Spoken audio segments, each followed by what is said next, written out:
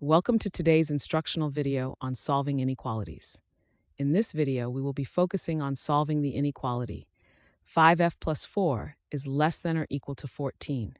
We will walk through the step-by-step process to find the solution in both inequality and interval notation forms. So let's get started. Step 1. Solving the inequality 5f plus 4 less than or equal to 14. First, we need to isolate the variable term, which in this case is 5f, on one side of the inequality. Currently, we have 5f plus 4 on the left-hand side and 14 on the right-hand side. To get 5f by itself, we need to remove the plus 4 from the left-hand side. We can do this by subtracting 4 from both sides of the inequality. So, we subtract 4 from the left-hand side, and we also subtract 4 from the right-hand side.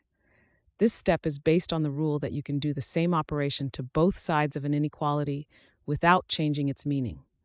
By subtracting 4 from 5f plus 4, the plus 4 and minus 4 cancel each other out, leaving only 5f on the left-hand side. On the right-hand side, we calculate 14 minus 4, which equals 10. So after performing this step, the inequality is changed to 5f less than or equal to 10. Thus, our updated inequality is 5f less than or equal to 10. In interval notation, we express this inequality as the open interval from -infinity to 2, closed interval at 2. This means f can be any value less than or equal to 2. So to summarize, step 1 was to subtract 4 from both sides to isolate the variable term, resulting in the inequality 5f less than or equal to 10. Step 2 of solving the inequality 5f plus 4 less than or equal to 14. In step 1, we isolated the variable term by subtracting 4 from both sides of the inequality. This resulted in the inequality 5f less than or equal to 10. Next, we need to solve for the variable f by isolating it. Currently, we have 5f on the left-hand side and 10 on the right-hand side. To isolate f, we need to get rid of the coefficient 5 that is being multiplied by f. To do this, we divide both sides of the inequality by 5. We perform this division because dividing both sides by the same positive number does not change the direction of the inequality.